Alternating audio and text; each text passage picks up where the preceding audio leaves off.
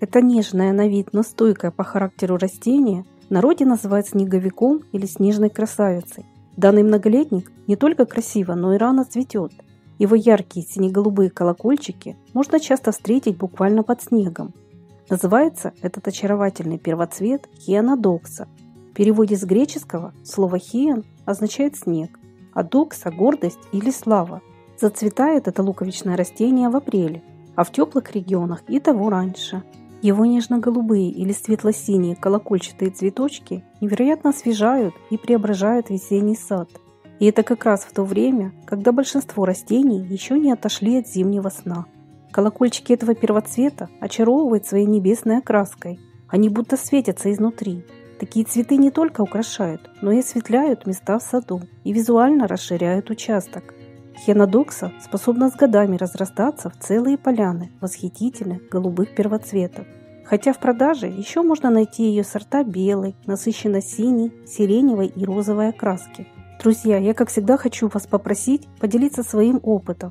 Какие первоцветы вы считаете наиболее красивыми и неприхотливыми? Растет ли в вашем саду хионодокса? Большое спасибо вам за ваши советы, лайки и комментарии. Не забудьте также оформить подписку на наш канал и нажать на колокольчик, чтобы всегда быть в курсе выхода новых видео. Высота кустиков этого первоцвета около 10-15 см. Но есть и более высокорослые виды, например, хионодокса люцилии и форбса. Их высота достигает 20-25 см. Последние особенно крепкие цветоносы, на каждом из которых могут распускаться до 15 сине-голубых колокольчиков. Среди садоводов также популярна хионодокса гигантская. Ее кустики всего до 12 см, но цветы достигают диаметра 4 см. Также пользуются спросом сорта розовый гигант, Violet Beauty, Queen и другие. Листья узкие, удлиненные, отрастают прямо из корней луковиц. Хионодокса – это неприхотливое луковичное растение, которое относится к семейству лилейные. Ее преимущество в универсальности, красоте, стойкости к холодам и разным условиям произрастания. Луковички этого первоцвета вам не придется каждую осень выкапывать на зиму. Они хорошо зимуют даже в средней полосе. Также хионодокса с одинаковым успехом растет как на солнечных, так и полутенистых участках. На хорошо освещенных полянах ее цветение порадует вас более ранними сроками.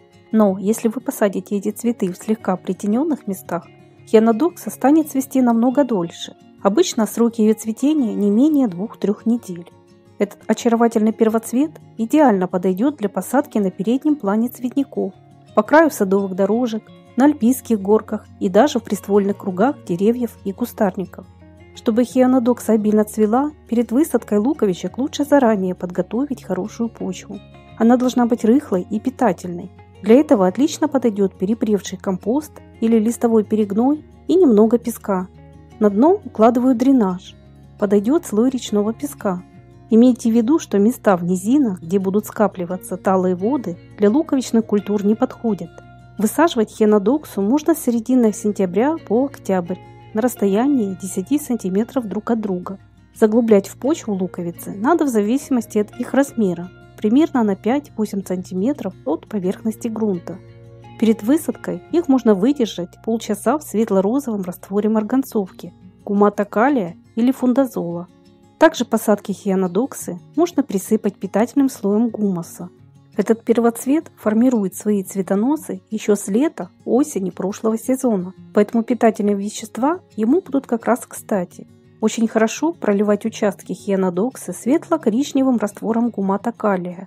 А вот гранулированные азотистые удобрения лучше рассыпать поверху в весеннее время. Также не забывайте, что места посадки этого первоцвета нельзя перекапывать и глубоко рыхлить, чтобы не повредить растения. Хионодокса будет красиво смотреться с рядом посаженными крокусами, гиацинтами, сциллой, морозником, печеночницей, сангвинарией и другими ранневесенними культурами. Хионодоксу также очень красиво высаживать в неглубокие широкие контейнеры, например, в сочетании с ярко-желтыми нарциссами. Также ее групповые посадки преобразят вид нежно-зеленого весеннего газона. В сочетании с такими первоцветами, как пушкиния, подснежник и пролеска, можно вырастить очень красивые яркие цветочные поляны. Стоит отметить, что это луковичное растение является эфемероидом, После того, как соцветия отцветут, его листики начнут отмирать, и посадки хианодоксы оголятся. Именно поэтому этот многолетник хорошо сажать совместно с другими цветущими или декоративно-лиственными растениями, которые заменят собой отцветшую хианодоксу. Несмотря на столь временную красоту, этот цветок полюбился за свою редкую неприхотливость, обильное цветение и особое очарование, которое легко украсит любой весенний сад. Ведь на каждом цветоносе этого первоцвета могут распускаться до 10-15 душистых, очаровательных колокольчиков диаметром от 2 до 4 см. Более того, хианодокса склонна к переопылению. Например, она может скреститься с сциллой, и в вашем саду вдруг появятся совершенно другие растения – хионосциллы. Плотные посадки и разросшиеся полянки хианодоксы выглядят невероятно красиво. Подобные цветы часто используют для парадного входа и декорирования придомовой территории. Размножить хианодоксу проще всего отделением дочерних луковичек, но у некоторых видов также можно собрать семена и посеять их в разных местах. Однако полученные таким способом сеянцы зацветут только на 3-й год. Выкопку и отделение луковиц лучше проводить в осеннее время, как и посадку многих луковичных культур. Хианодокса – это не только красивый, но и совершенно неприхотливый цветок, за что ее полюбили дачники и садоводы. В сочетании с другими первоцветами из хианодоксы можно составить очень эффектные композиции, а ее роскошные поляны из нежных, очаровательных колокольчиков не только украсят ваш сад, но и наполнят его тонким ароматом весны.